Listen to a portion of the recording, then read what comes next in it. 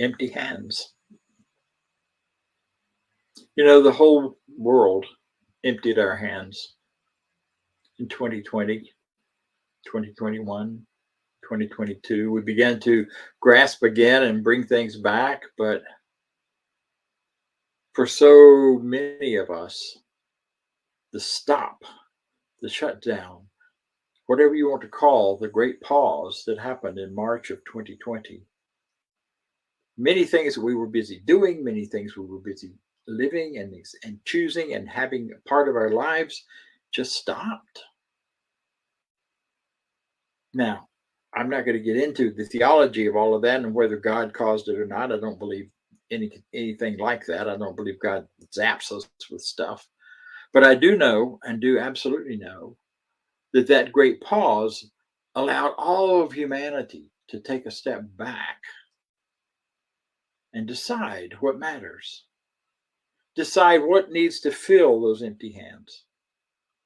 So I invite you now to kind of move into a consciousness, to a feeling of empty hands, and to a willingness to hear some new ideas, perhaps, or to be reminded of some ideas you've known before, and to allow that open space within us to be populated and activated with some ideas that would make life more free and joyful and alive.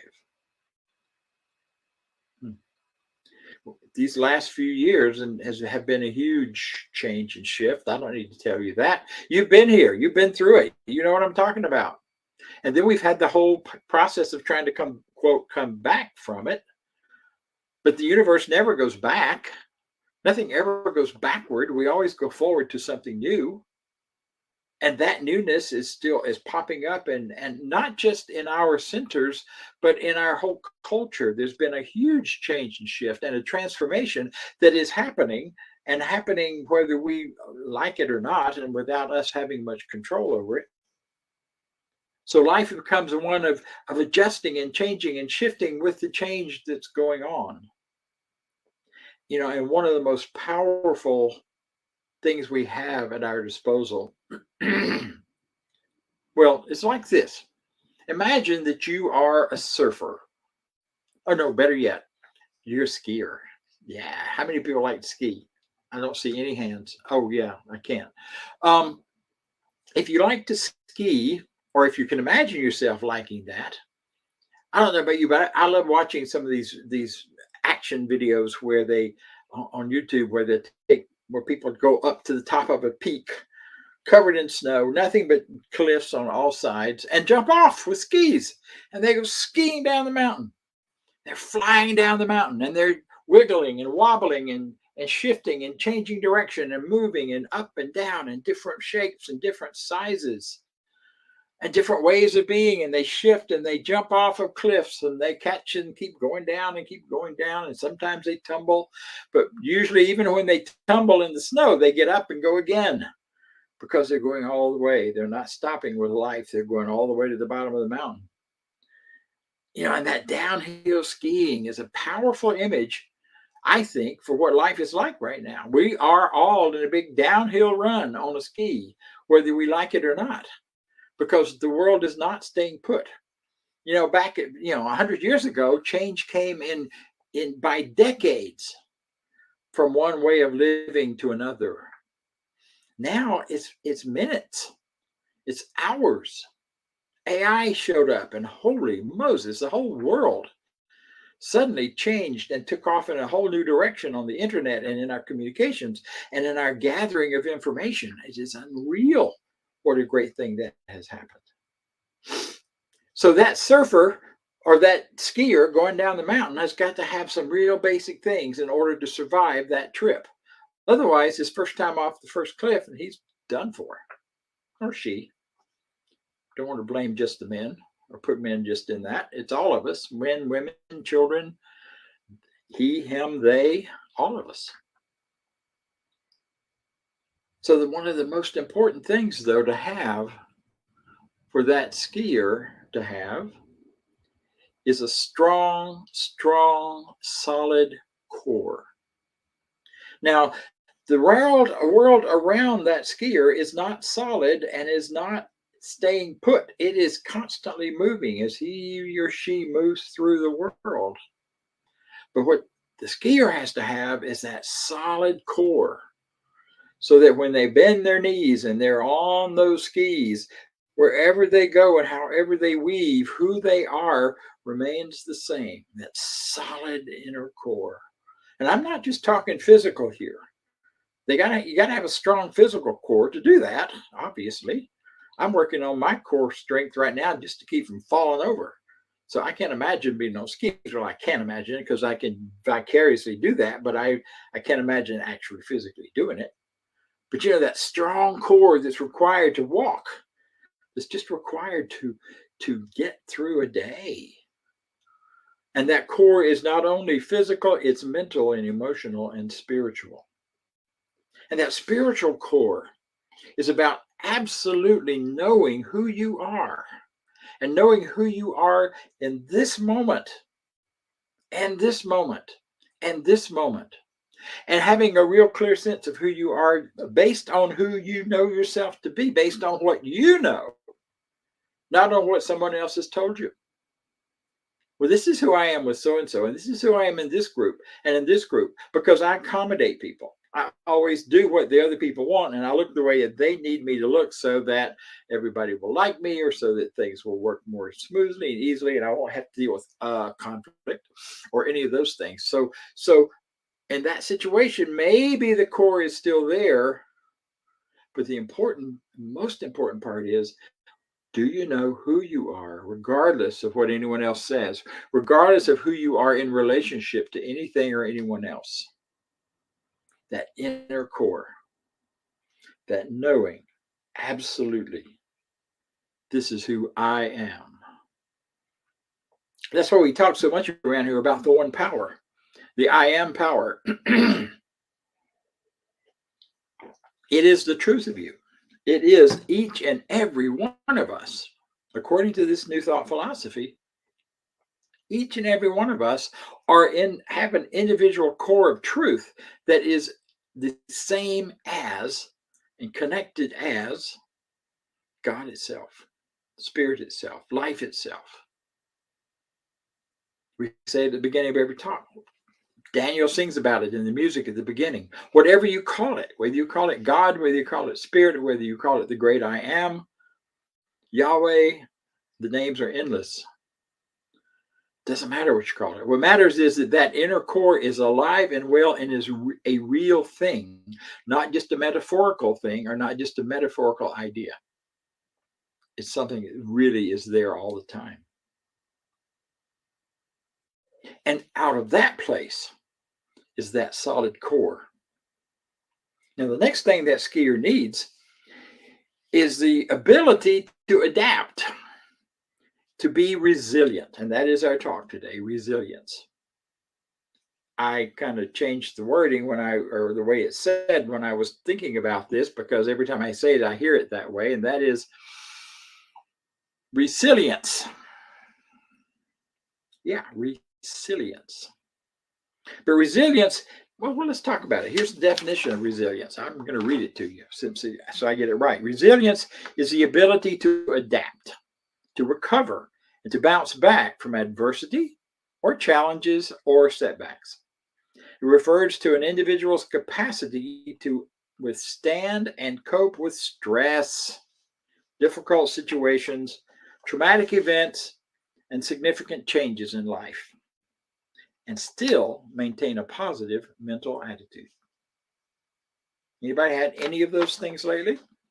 Have you faced up with any of those? Have any challenges shown up for you? If not, good for you. Oh, I wonder if you're awake and walking around, if that's true. Resilience involves a combination of mental, emotional, and psychological factors that enable individuals to effectively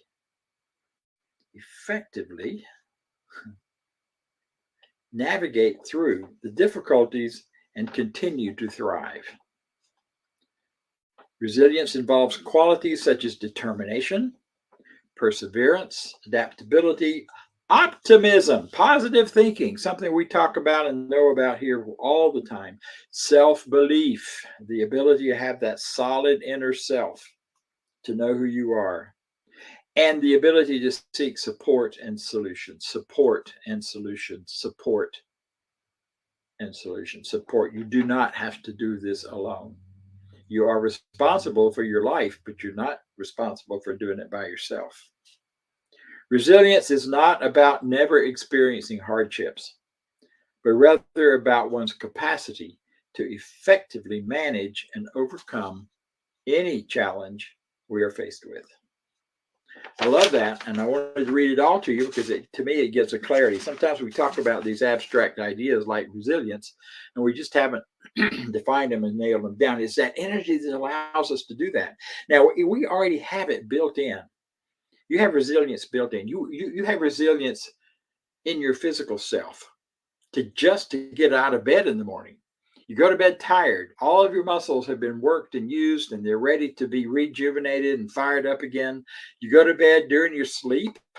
The chemical makeup of your body shifts and changes, and it goes from all of that burned up, used up stuff into having it reset, reconnected. The enzymes in your muscles wake up and come back and rejuvenate your muscles, and the old toxins that have built up as a result of using them flushes out and is gone. And so you wake up in the morning refreshed and ready to go again. Your mind resets. When you sleep, your conscious mind goes to sleep, and your subconscious mind, your subjective mind, does its work most powerfully. It resets. It takes whatever you've truly believed in and spoken for the day, particularly if it's consistent and goes on and on and on, and it now integrates into who you are and starts to bring it forward into your experiences. Yeah, that's why we say, don't watch the news just before you go to bed. You don't want to go take all that stuff with you to bed. Go to bed thinking about the goodness and the truth of who you are, the power that you are, and let your subconscious mind work on that all night and bring you back the next day with even more. So we reset every day, all the time. Our body is constantly doing that, and our mind is too. Because every time we see something, we hear something, our mind is, it's going strong. Maybe yours doesn't, but mine does. It's constantly responding to what's going on. So cars just went by. There was a red one. Oh, they're going to get stopped by the cops more than anybody else because red cars do that. Constant brain going and telling me things that I don't even need to know. and resilience is the ability to sift through all of that, pay attention to it, and take charge of it. The mind, the thoughts, the constant chatter that goes on. Excuse me. See, that inner resilience is about the ability to really sink into the knowing of who we are and the powers that we have. There's a mental landscape, there's a physical landscape. And one of the most important things for all of us in this is to embrace the change, embrace the fact that we are in a reset, embrace the fact that we are resiliently needing to shift and change. Imagine that skier going down the mountain. He starts out in a position and then tries to hold that same position all the way down the mountain. We all know the silliness of that. He'd crash and burn pretty fast. Maybe not burn because it's cold, but he'd crash. How many of us would get anywhere if the only thing we looked in when we're driving is the rearview mirror? And we are in a time when things are changing so fast, we almost don't have time to assimilate and think about what just happened because something new is right here in front of us. What's next?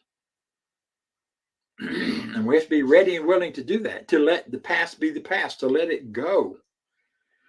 and let go any need to categorize it, to judge it, to put it into a place that it ought to, where we can understand and grasp it and hold it and be in charge of it and control it. Just let it go and move into the next experience. That's what a skier has to do. They have to do it really fast. If they start thinking about that cliff they just came off and how they did it and whether they did it right or not, the next thing you know, they're going to be in a pile of snow, head down, feet up.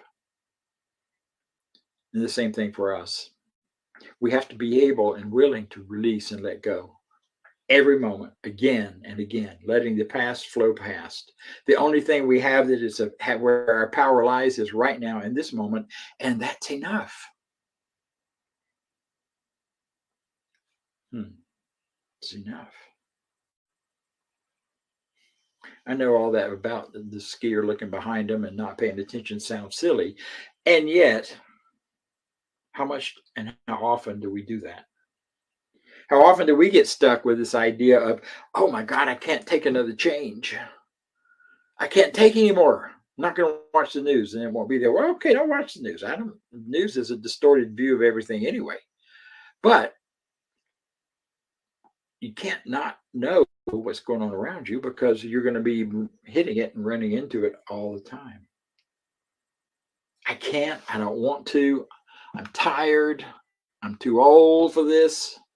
How many times have some of you said that in the last few months? I remember the 60s. Now, most of you don't, but I do. I remember the excitement of that time when all of the systems began to be challenged and questioned and began falling apart, man. It was so exciting because with that came this possibility of something new that nobody had done before. And we started celebrating love, free love, in ways that hadn't been done before exactly, at least not in large groups. And the 80s came along, and free love and all the expressions of that suddenly got hit with HIV. And you know what happened as a result to that is, sadly, many of my friends and many others passed away and left the planet at that time. But those of us left behind learned to love each other in a deeper and more profound way. We learned to cross the barriers between women and men, to treat each other respectfully and support each other in ways that had not happened before. And of course, then COVID, and now the change that we're in now, which is this, again, a huge shift in upheaval. We can't say, I can't do this. I don't want to do this, unless you really are ready to check out. Because you know what? Whatever you say, I am behind, you got it coming, but we'll get to that in a minute. The ways that we look behind us is that can paralyze and stop us on this wonderful trip down the mountain are our fears. What are we afraid of? What are we trying to avoid? What are we denying the reality of? There's a lot about what's been going on politically in this country that I prefer to deny the reality of, and yet it's real. It's real. People are being treated horribly. People treat one another horribly. People are afraid, terrified. Guns are everywhere now. I get a ride home from the car dealership. Who's working on my car, and there's a gun laying on the seat between he and I because it's uncomfortable in his pocket, he says, and so he pulls it out. Puts a whole different tone in the car and reminds me of the reality that there are so many people who are afraid, and there are people and there are situations where perhaps people require that kind of protection.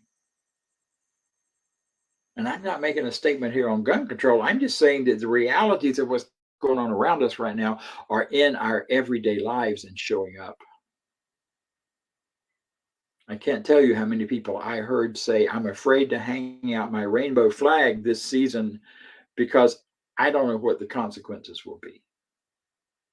I haven't known anything like that since the 70s and 80s and before that.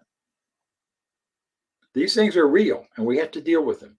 We have to make it part of the things we see, the obstacles that we see in front of us, and the way things that we need to navigate as we go down this mountain.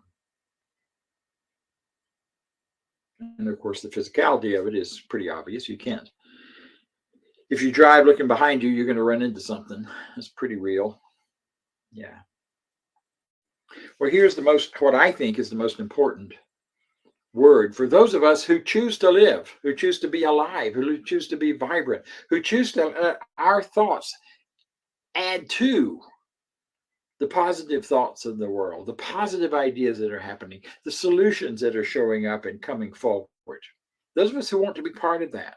One of the most important things we need to do is make sure we stay awake, because it's so tempting. It is for me. I'll speak for myself. It's so tempting to let myself slip into just entertainment. I love YouTube. I love movies. I love those kinds of things that take me out of my life experience and let me get lost in a great story and just dance with the story and go with it and solve problems and be 24 again, chasing around and running and doing and jumping and all those things that I can do vicariously watching movies. And I can do that, and if I'm not careful, I can go to sleep doing that and have no energy or time left for my life, because it's all going into something else. And that going to sleep takes place in all kinds of ways. We do it through alcohol and drugs and through addictions and through all sorts of things that numb us. You can't be numb when you're skiing down a mountain. You got to be wide awake and have all of your faculties about you. I think today, in today's world, more than ever before, it is absolutely important and necessary that those of us who care stay awake. Those of us who choose to navigate this in a way that is good for us and good for everyone else got to stay awake. Got to keep it awake. Now, we are indeed in a teaching that has lots of help and lots of solutions for living and getting down that mountain safely and joyfully and with a lot of fun. And one of them is mindfulness. 3 practices I want to talk about from Science of Mind and from our culture today, our culture of spirituality. Mindfulness is one of them. Staying awake requires mindfulness. You got to pay attention and be mindful, full of your mind in everything you're doing. Simple practice. Set your clock, your watch, your phone to go off at random times. And when it goes off for the alarm, stop and think a minute about, where was my mind? What was I thinking about during this last 5 minutes? Was I lost in an, oh God, ain't it awful set of ideas? Or was I thinking about possibilities and changes and good things? Was I angry and bored? Whatever was going on, don't make it wrong. Just decide if that's how I want to be. Become mindful of how you're being. How much time are we spending with, oh my God, it's awful to live these days? And how much time are we spending? What a great opportunity. We are in a time of change, and there is so much going on that we can be part of, and part of bringing about newness that matches us more fully and freely than ever before. How much time are we spending daydreaming about that? Be mindful. Be mindful of what's happening in your body. Be mindful, and this is where the past does come in. Be mindful of what's gone on before and how you got to be where you are. We used to talk and do a lot about healing with the inner child, and for younger people who've grown up in horrible situations, trying to heal those childhood issues, and many of us did and have, and many more need to still do it. Pay attention. Do you have PTSD? That's a mindful thing to ask yourself. Am I having symptoms that sound like and look like PTSD from all of the trauma that I've been through in the last 3 years? For some of us who as children were traumatized, these traumas reactivate some of that. And it can look a little like, oh my gosh, I haven't grown any. I've got all this stuff going on just like I did then. It's not true, but it can feel that way. And it just means that we need to know what we're paying attention to and how to then take the right steps to move forward easily and freely in this thing called life. To assess it. Did you have childhood PTSD? Are you a part of collective PTSD that's happened all over the world? And if you do, then look, that's not about a description of who you are. It's a description of some behaviors and some things that have happened to you that gives you keys to how to go forward in a more free and easy way. The second practice is prayer and affirmation. By prayer, I mean spiritual mind treatment or affirmative prayer, not prayer begging, God, please, as if God's out there somewhere. But it's the affirmative prayer that within me is everything that is required, and I simply get out of the way and let it come forward into my life. I've been spending a lot of time this last week with the I am thoughts, the I am principles. And Joseph Murphy, who was an early teacher of New Thought, talked a lot about I am. He did a whole book about it.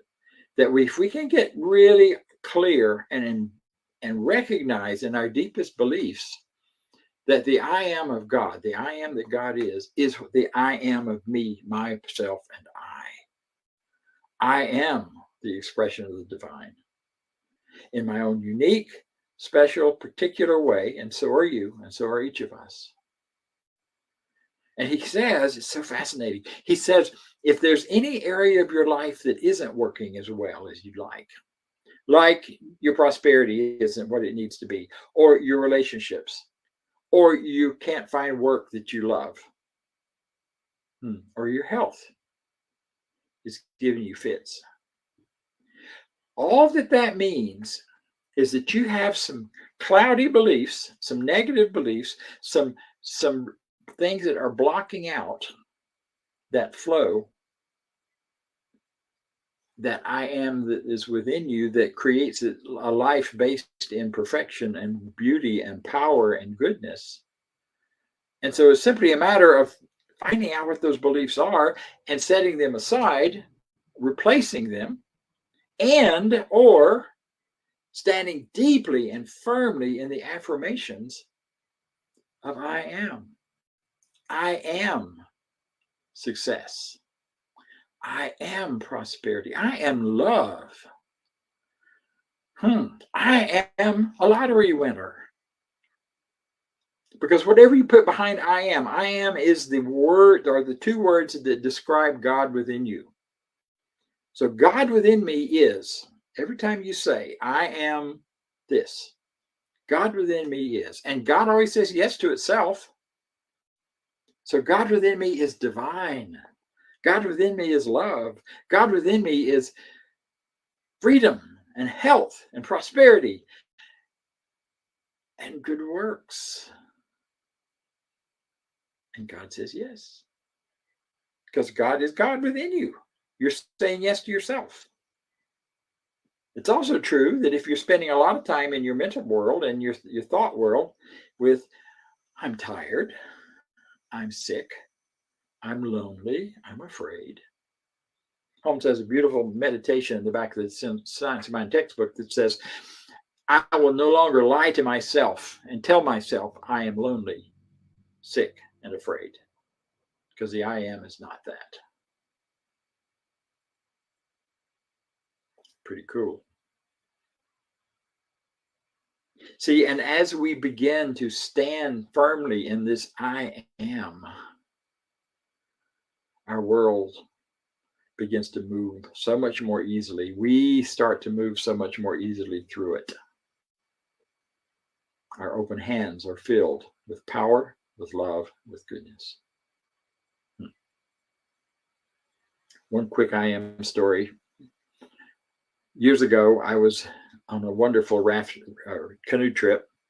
Group of us working at a camp up in the Catskills in New York decided that because everything was flooded and we couldn't have any campers that week, We would go do the canoe trip that we always took kids on, that took 3 hours to canoe down from one place to the other in the Delaware River and above the Delaware Water Gap.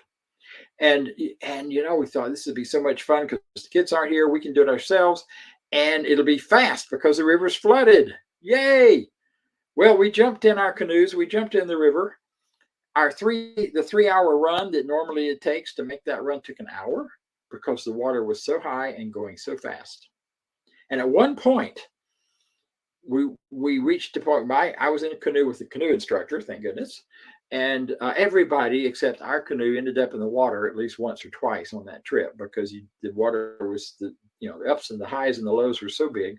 Well, we came down in the trough and we got sideways, and it was like, oh dear, here we go, and we started falling over, and the canoe instructor behind me yells, "I am not going in that water. Hold on, do not give in with where it's going, lean the other way." I did, and we didn't capsize. I am not going in the water. I am staying up in this canoe. That powerful statement in that powerful moment, realized instead of going completely with the flow, I needed to go against the flow in order to keep us in the canoe. And we did just fine, and we landed, and everything was okay. Everybody got out safe, even though there were lots of people back in camp who were quite angry with us for having done that. So the third thing we had mindfulness, then we have affirmations, and I am affirmations are the most powerful. And I don't mean just saying them once in a while. I mean really spending time with the ones that you believe in and desire to have manifest in your life. The third is meditation. That is the calming of the mind. That is the getting quiet. That is breathing in, breathing out. It's not trying to make anything happen. It's the open hands. It's letting go of everything and simply receiving, listening. Goodness knows we need to listen more. I mean, listen to something other than all the 14 dozen electronic things around us, but to ourselves, to the divine within us, to the spirit that we are. Get quiet and listen. Just listen. It's when you connect to that inner power. It's when you connect to the awareness of the I am. And you can have that awareness through meditation, through being quiet, through getting there. So we've been quite a ways today in this whole thought about resilience. Resilience is another way of saying it, re-silly ants. Now, I'm one of those people who's often silly. My humor is sometimes silly. My grandchildren are very good at rolling their eyes. If they didn't know how, they learned real fast when they were around me. Just silly, Grandpa.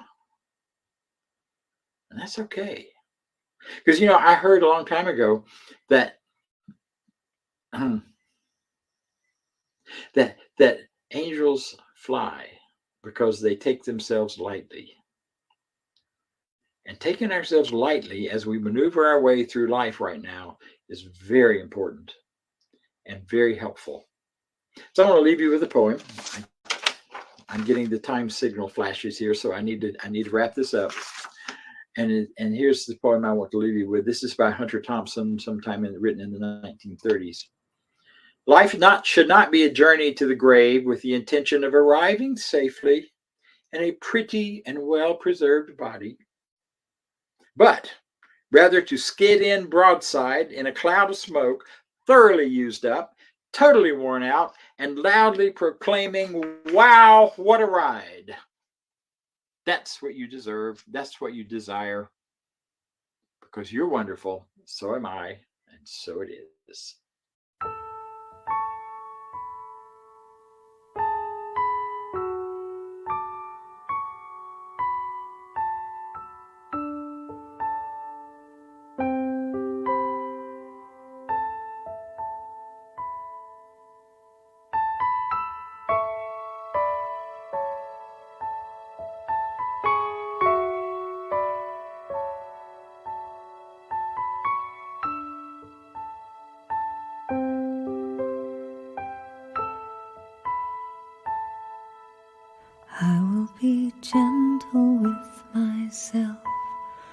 I will be gentle with myself, and I will hold myself like a newborn baby child.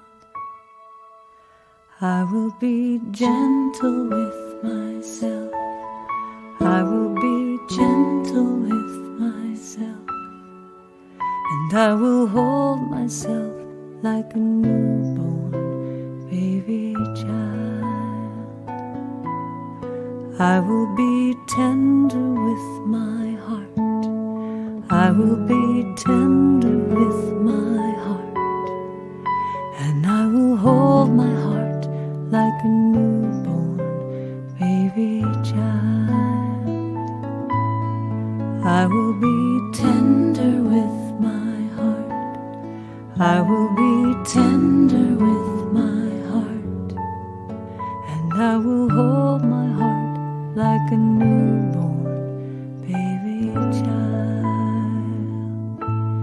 And I will only go as fast as the slowest part of me feels safe to go. I will only go as fast as the slowest part of me feels safe to go.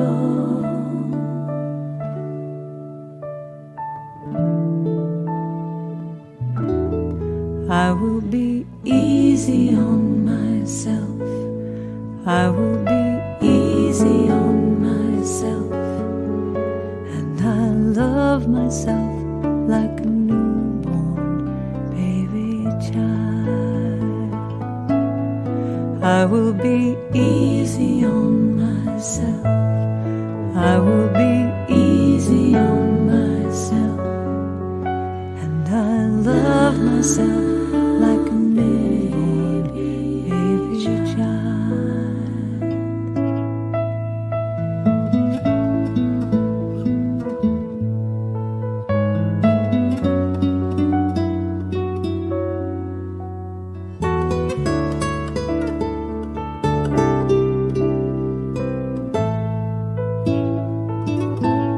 And I will only go as fast as the slowest part of me feels safe to go.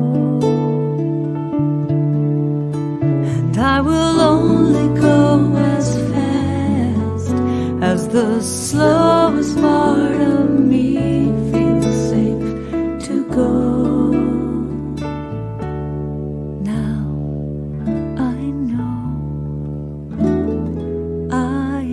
Gentle with myself.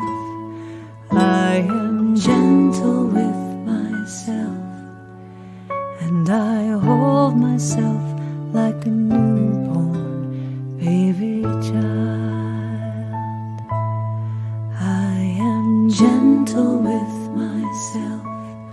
I am gentle with myself, and I hold myself like a newborn baby child.